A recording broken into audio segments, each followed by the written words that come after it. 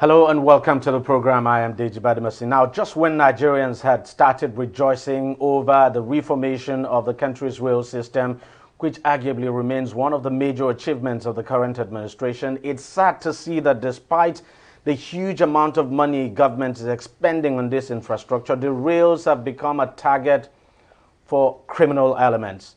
Initially, it started with the theft and vandalism of rail sleepers and other critical railway infrastructure in different parts of the country. But this act seems to have assumed a new dimension. Just last week, train services were suspended on the Abuja-Kaduna route following an explosion which destroyed a portion of rail tracks along Rijana and Dutse in Kaduna State, northwest Nigeria.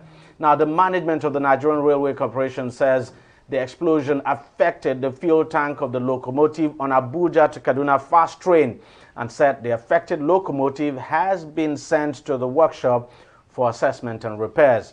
For now, train services have been completely suspended on that route, and it's still not known when the services will resume. The good thing is that there was no casualty from the attacks, but as I said earlier, this is a new development, and it's something that we really need to watch. And now being joined on the program by DEJI360, who is a security expert, to help us analyze the security implication of this very sad incident. Thank you very much for coming on the program. Thank you so Mr. much. DEJI360. How worrying is this?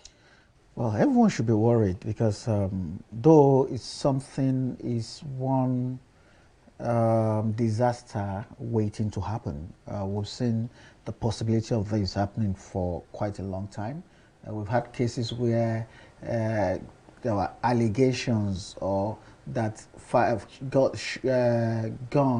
shots were fired at the train. At the train, yes, in the past. And the NRC claimed that it was stolen. The train was towed, rather. But we've looked at the stretch of the area where the train normally passes, and we know it falls within the areas where bandits are active. So I would know that it's a matter of time. The moment there is reduction in movement along the roads, they will become interested in how to take those people that usually apply the road and are now using the rail. So it's one disaster, waiting to happen. And how dangerous is this? I mean, especially when you look at the number of people that a train would carry at a time. I mean, it's quite huge. So, and if God forbid you had a disaster, thank God this did not claim any casualty at all. But if there was going to be any casualty, if we had casualty, the figure would probably have been very high. So this makes it very dangerous because we might be looking at a situation where if there were to be casualty, you would have mass casualty.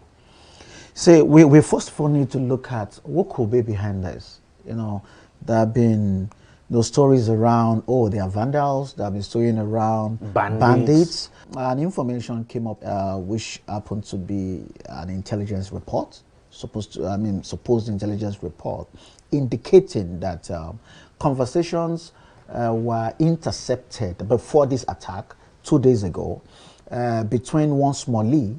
That Smalley is a bandit leader around that Kaduna area, and one Ado. Ado is in Niger State. That's Serikin Yawa area in Niger State. That they were discussing and saying that another bandit leader named Danabu and Surajo were already on their way. One of them was informing the other that they are already on their way to that place to go and attack the train, and then kidnap as many as possible passengers on that train. That this action is in conjunction with Boko Haram Darussalam. So, if that is anything to go by, because some media, I know we've seen that that particular intelligence but this now is intelligence that has not been in the officially media. confirmed. No intelligence reports will ever be confirmed. But from your reading of the intelligence, could it be true? It looks credible. It's similar to the ones that we've seen in the past. So it appears so credible, and it was before. This was written before the attack, including the phone numbers of the of the bandit leaders that were conversing, the phone numbers which was intercepted, the calls which were intercepted, was also indicated in that particular intelligence report, which suggests that if the authorities had acted on that intelligence early enough, perhaps this would have been prevented. And if such were able to prevent such, the likelihood of that happening in any time soon will be very, very slim. It will mean that, oh, that area is kind of a little more police, that is it's going to be a difficult, a difficult attack to actually carry out. So the concern here is that if, as the intelligence is suggesting, that Boko Haram is involved, then we have much more than issue of people stealing, vandals, or issue of scavengers. This obviously, it's difficult to say this was an attempt to steal railway infrastructure, because nobody would plant a bomb just to blow. I mean, we've seen railway infrastructure like the sleepers now stolen in the past, and people would just go there and cut them. It wouldn't be an explosive. They cut or they use equipment to cut the screws off. What do you think? Because whether we like it or not, I mean, just as you said, this is a problem that you had foreseen before now. What do we need to do to prevent this? Because I'm just imagining this, what has happened now is enough to scare people away from using the train. So people are scared of traveling by road, they're scared of using the train, then it becomes a bigger problem for us. It's just a reflection of the security situation in the country, what we are currently being faced with. The reality is before us. When it's like a bird perching on a rope, as long as the rope is not settled, the bird will not be settled. So what exactly do we need to do to make sure the rope is settled? We need to solve this problem. It's not about policing the rail. It's not about, I've had conversation earlier today. Because I'm just wondering, if we were to police the rail, I mean, you take, for instance, the Abuja-Kaduna rail line. How many policemen are you going to put there? Some had suggested we use devices. Yes, it's possible for us to put sensors along the railway line that can, give you readings in terms of changes in temperature. And if the rail tracks have been affected. Exactly, But I can assure you that within 3 weeks of fixing those things, you'll find those sensors in Alaba market. We have issues of scavengers. We have issues of vandals who are not even bandits. They are not Boko Haram. Those are the people who go there to go and go around to go and steal. You see what they are doing to telcos. So they go into the manholes, remove manhole heads. This is an important infrastructure that the country needs. The country needs development. And the truth is that, yes, it's true we have a security challenge at the moment, but we can't, development cannot wait just because of the security challenge. How do we deal with this? We're still going to go back to the earlier advice, what we've been saying before. Government should divide those areas into quadrants. Start clearing it quadrants from one quadrant to another quadrant. As we're clearing this quadrant, hold the ground. When you say clearing, okay. Clear it, hold the place, move to the next quadrant, clear it, put people on ground and hold the ground. By so doing, you'll be able to clear. Putting security men on ground. Exactly. Do we have that number of security men to put on ground? It won't be difficult if for instance, that stretch. See, it won't be difficult if your mission is well planned. I'm talking of dividing it into quadrants. So it's like closing in on those guys, moving and securing the ground gradually as you're pushing them. They will also be retreating backward until you are able to push them to a particular point that they have nowhere to run. Then you'll be able to clear them all. You see, we have a group of people that have the freedom of movement around. They're enjoying that movement. They know that whatever actions they take, Nigerian forces will not pursue them into the interior of the forest. All the battles have always been at the fringes, on the roads and at the fringes, but they don't really go. So they've been enjoying their safe haven.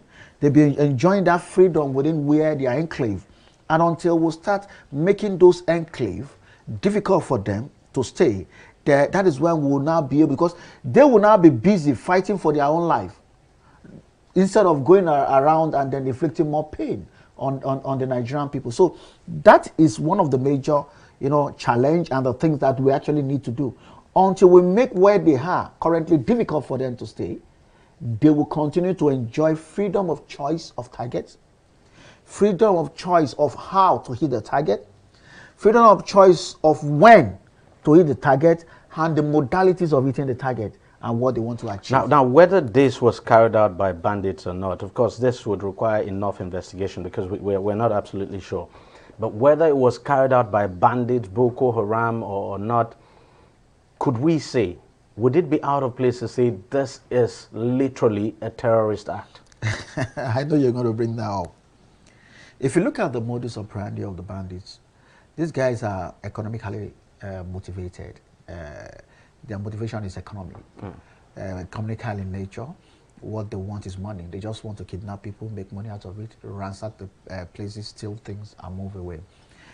They are not but in fighting. the process, they are creating fear. They are not fighting ideological battle or whatever. They don't deliberately go to military point and attack them, except those that are blocking their ways. They don't go to, clear military formations. No, it's different from the way Boko Haram. Those that are operating, those ones, they at times they kidnap for them to raise money to support the ideology. Those one attacks. Now we have two different people with different ideas. Now we've seen over time now handshake between the two. The two.